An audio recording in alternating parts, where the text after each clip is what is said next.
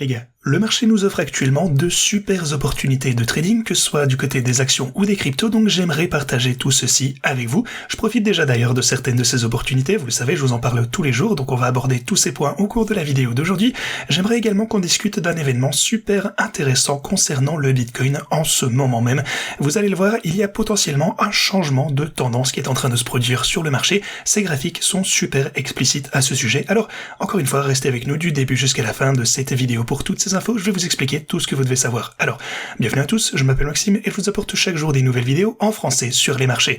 Si vous êtes nouveau sur cette chaîne, alors soyez sûr de vous abonner et d'activer la cloche dès maintenant. Alors, pour commencer comme toujours par l'analyse technique du Bitcoin, comme vous pouvez le constater, on a eu déjà une belle chandelle verte à la hausse hier. On a d'ailleurs même pu atteindre les 65 000 $ avant de finalement connaître une fois encore un petit pullback pour cette chandelle journalière actuelle.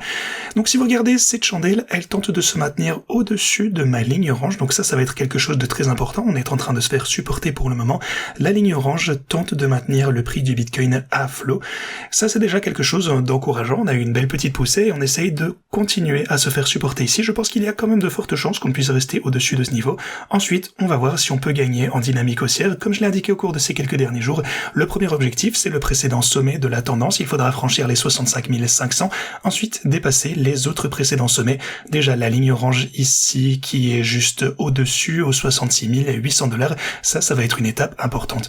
Voilà un petit peu les objectifs au court terme immédiat que je surveille. Tant qu'on ne franchira pas ces niveaux, et je ne serai pas particulièrement enthousiaste pour être honnête, parce que pour le moment, regardez simplement cette ligne de tendance, on est toujours dans une situation de sommet de plus en plus bas, donc voilà, aucune tendance à la hausse durable. Si on franchit les sommets précédents, ensuite la ligne des 66 700 $, eh bien là ça change tout, ça pourrait finalement marquer le début d'une nouvelle tendance haussière un peu plus durable. Sinon, d'autres éléments nous indiquent actuellement qu'il pourrait s'agir d'une nouvelle tendance haussière. Encore une fois, on ne se précipite pas, mais ça commence à attirer mon attention, je vous en parlerai un petit peu plus dans un instant avant de vous présenter d'autres configurations de trading. Pour l'Ethereum, ici actuellement on est en train d'essayer de dépasser les 1923, ça c'est encourageant, un petit peu de hausse. Je vous tiens au courant prochainement à ce sujet bien entendu. Si jamais on y arrive, eh bien il faudra qu'on s'attaque finalement au précédent sommet des 1960 qui là, eh bien encore une fois, va être intéressant. Ensuite vous avez surtout le palier le plus important, la ligne orange des 2082. Voilà, la situation semble un petit peu plus favorable pour l'Ethereum si on parvient à franchir ce palier, mais n'oubliez pas encore une fois qu'on essaye de franchir ce niveau depuis, je pense que ça fait une bonne vingtaine de fois ici qu'on n'y parvient pas, donc restez tout de même vigilants, on essaye de pas s'emballer avant la confirmation. Du côté de Solana, même chose, on a la ligne orange des 77 $. Alors, on dirait que le cours a envie de monter, ici on a un petit peu plus d'élan que les tentatives précédentes, mais voilà, encore une fois, c'est le premier palier. Même chose, on essaie de franchir ce niveau depuis plusieurs jours ici. Encore une fois, là, je suis un petit peu plus bullish pour Solana, on dirait bien qu'on est sur le point d'y arriver. Comme vous pouvez le voir, cette chandelle verte repose déjà sur le support, on a déjà dépassé cette ligne pour le coup. On va voir donc ensuite si on peut continuer vers les 86, 87, ça représenterait un gain de 13% pour Solana. Alors, comment se portent mes stratégies de trading crypto? Eh bien, plutôt bien pour le moment. La stratégie Solana est rentable, on a 5 000 $ de profit, donc c'est déjà cool. Pour ce qui est de l'Ethereum, le profit atteint les 25 000 $. La stratégie Bitcoin, de son côté, est toujours un petit peu la tête sous l'eau, mais je continue bien sûr à lisser mes positions, je continue à faire du DCA et à rajouter de plus en plus. Je pense, quoi qu'il en soit, qu'elle devrait dégager un profit significatif relativement bientôt. Bien entendu, il faut tout de même rester vigilant face à la volatilité. Je n'exclus pas une nouvelle rechute, je vous en parle depuis les dernières vidéos, voilà, j'observe simplement ce que les graphes me suggèrent. Comme je vous le disais, tant qu'on ne franchira pas ces niveaux, de toute façon, eh bien je ne confirme pas une nouvelle tendance haussière. Voilà. Quoi qu'il en soit, la situation me semble prometteuse. Si vous regardez d'autres graphiques intéressants, ici, vous pouvez voir la demande d'achat apparente. Alors, est-ce qu'elle est négative? Est-ce qu'elle est positive? Eh bien, ce que je voudrais surtout vous expliquer avec ces données, c'est que à chaque fois qu'on a une période prolongée de demande négative qui survient, ensuite qu'une tendance haussière se confirme et surtout se maintient, eh bien ça marque généralement le début d'une nouvelle phase haussière durable. Alors, avant qu'on aborde un petit peu où on se trouve, en fait, qu'on fasse le point sur la situation actuelle, on va revenir sur le passé. Ici, avec la période de 2024, ça a été assez irrégulier. Pour le coup, on n'a pas vraiment eu de période prolongée de demande négative. Mais globalement, si vous regardez sur une période plus étendue, la demande semblait majoritairement négative. Ensuite, lorsque la demande positive et durable s'est installée, eh bien vous le voyez ici, le prix du Bitcoin a connu une hausse spectaculaire, donc représentée par la ligne noire. On est donc monté de 55 à 110 avant de retomber ici, par exemple en avril de 2025, avec une forte rechute de la demande.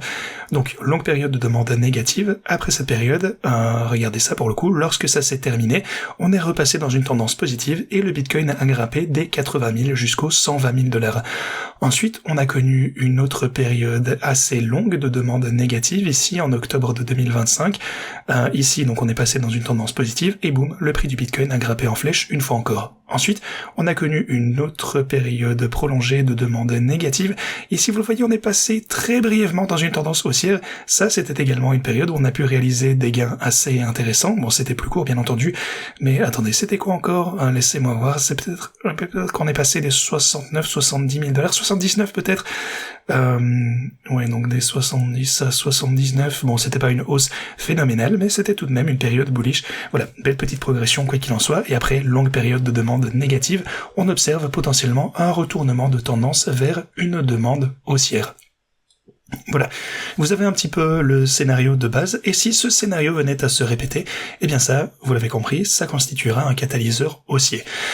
De plus, et d'ailleurs c'est quelque chose d'autre qui renforce cette hypothèse, c'est que la prime du Bitcoin sur Coinbase est en train de finalement se normaliser.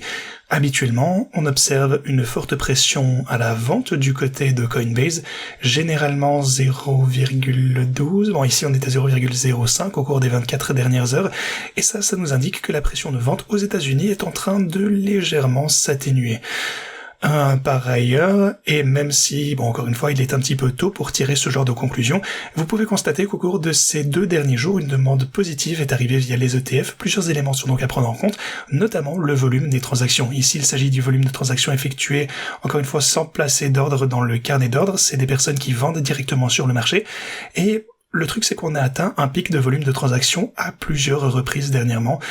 Alors vous pouvez le constater par exemple juste ici, la demande était relativement forte. Ensuite, le prix a explosé, le volume de transactions était donc également important juste ici. Ensuite, le Bitcoin a progressé, et pareil, en fin 2020, ça nous donne quoi, fin 2023, eh bien le volume était également relativement élevé, et puis le prix a de nouveau augmenté.